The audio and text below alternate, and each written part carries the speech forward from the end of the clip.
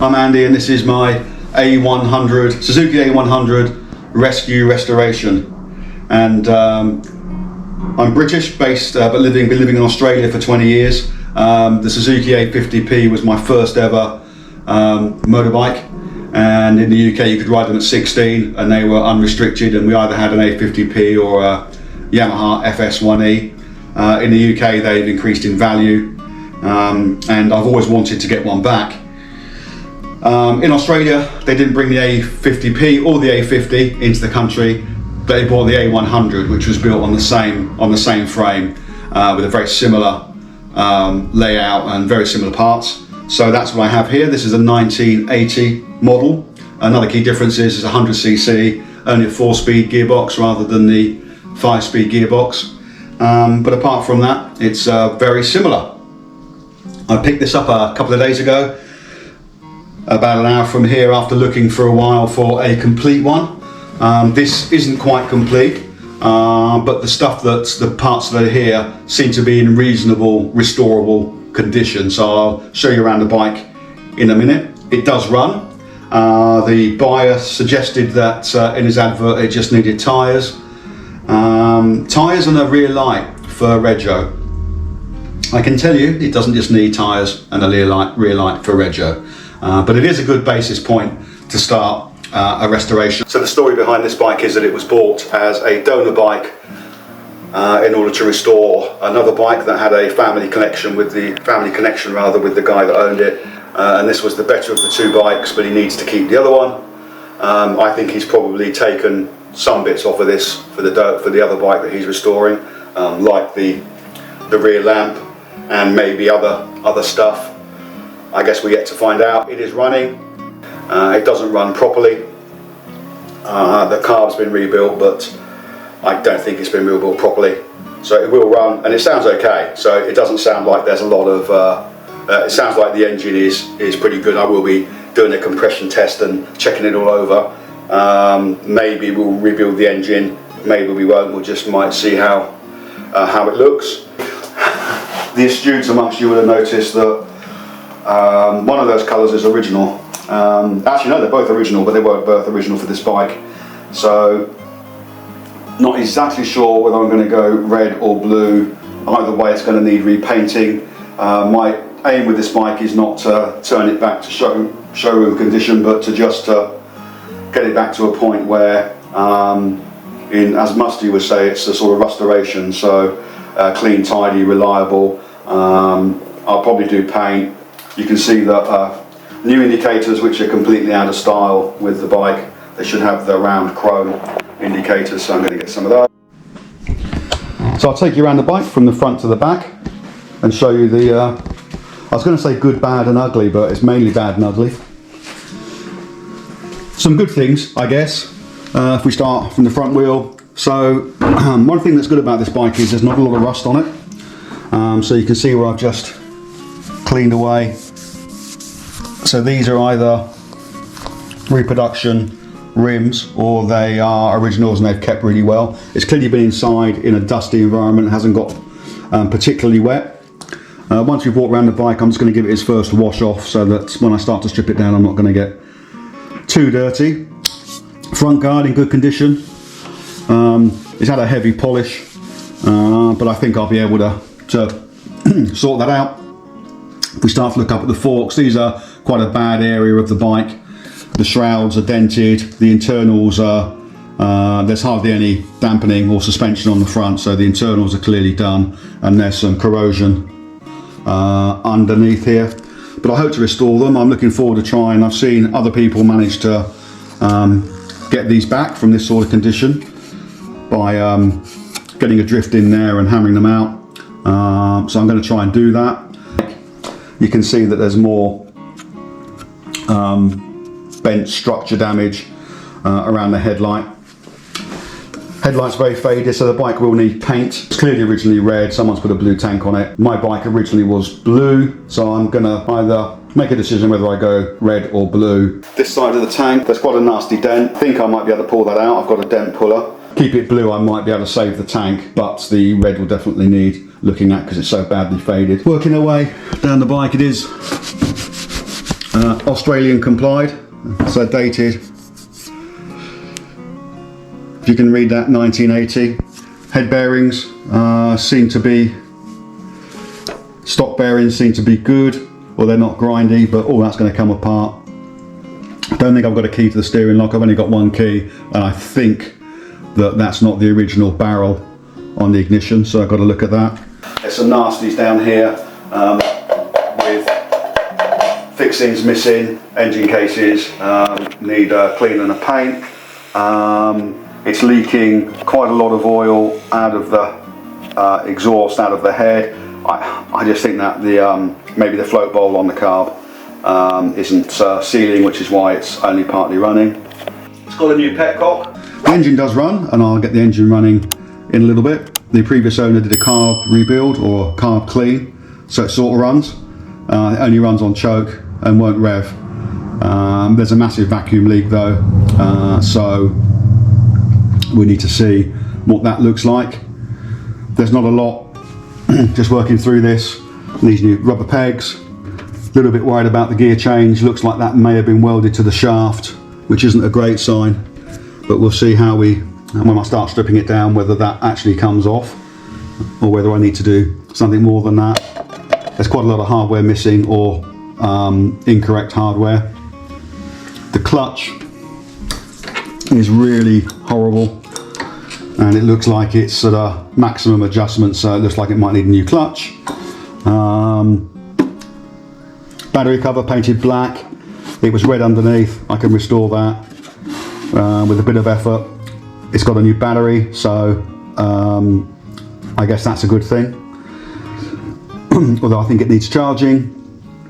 And these new chain and sprockets. Rear guard again is not bad. It's had some heavy cleaning though, so probably won't replace that, but we'll get it as clean as I can. Rear shocks, not too bad. Little dent here on this one, so we'll probably strip those down and make sure that they are working, but also see if I can knock out the dents. Back wheel, again, if I can clean some of that grime off, is really nice. There is a dent in the rim which will need fixing up, so it's on the other side and I'll show you that. The tyres are completely gone. I haven't checked the date on them, but they are beyond saving, so we need new tyres. Moving back to the top, the seat isn't the original cover, but I know that I can get a seat cover for this. The original would have had the Suzuki logo across the back, so gonna get one of those and do that eventually. If we move down onto the rear wheel brakes, they're at full adjustment on the rear. The fronts I didn't mention, but the fronts have only got a little adjustment on them, so it looks like they might be okay. And there's, don't know whether you can see the dent in the rim, so I need to see whether I can do something about that and make it better, if not perfect. So I'll see. That will need to be addressed. I don't really want to have to put new rims on it unless I have to. It's got the auto lube system. I forget what they call it on the A100, but it is an auto lube system. I don't know whether it's working. There was no two-stroke oil in it when I picked it up. The previous owner said he had put two-stroke oil in it, didn't know where it had gone, but it had been sat in his garage for a year or so. So I put a bit in just so that I can start it, and hopefully it smells like it's burning two-stroke oil, so that's a good sign. But I'm not going to run it too much until I've checked all that through. The exhaust looks original.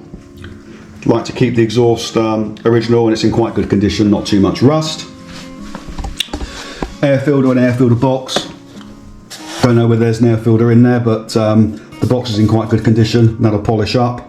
As I say, the engine runs, sounds okay. Doesn't sound too it's a two-stroke, so it sounds like a two-stroke. Doesn't sound too clanky. Doesn't burn a lot of smoke. Doesn't create a lot of smoke. There's a challenge with the rear brake. That shouldn't come back and hit the engine casing, so that's going to need fixing. I'm not sure that the kickstart should return that far, so that's maybe just needs to be moved around on the splines. It's leaking what I think is petrol and oil, or petrol and diluted carbon. out of the exhaust. I bet there's no gasket in there, and I think the reason it's doing that is the carb hasn't really been rebuilt properly, and I think the float bowl is jammed, and so it's just pouring carb into the head, which will be why it doesn't run properly and why it's dripping. It stopped now, but was dripping fuel, mixture of fuel and oil. Front forks, similar story to the other side. Dented and in need of paint. Tank's not bad. This side's pretty good. It's got the original emblems. They were quite expensive if I needed to buy those. If we look inside, not sure whether you're going to see this, but there's no rust in the tank. That looks nice and clean. Not sure whether that's the original, no idea whether that's the original Speedo, so whether the 16,000 Ks is accurate or not. I guess it doesn't really matter. Needs a new front brake lever, and everything that's got a cable is grimy and horrible and crunchy, so all those will need to be addressed. And I think that's about it for now, so I'm going to show you it running, and then I'm going to give it a wash. I've started it once today. It started really easily. There is a bit of fuel, not much fuel in it, but a little bit of fuel in it. Only runs on the choke. No neutral lights. I think all the 6-volt globes are done in the front.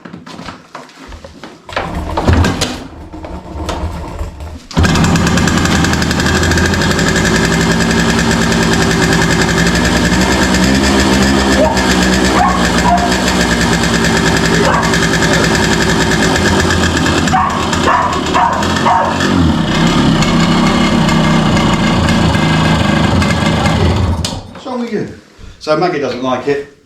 She was fast asleep watching. What's wrong? Hey? What's wrong, sneaky leg?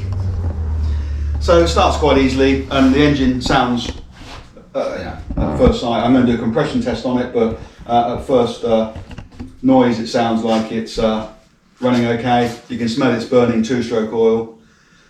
It just won't rev, but I'm sure that's a carb issue. So I'm going to get it outside and give it a clean.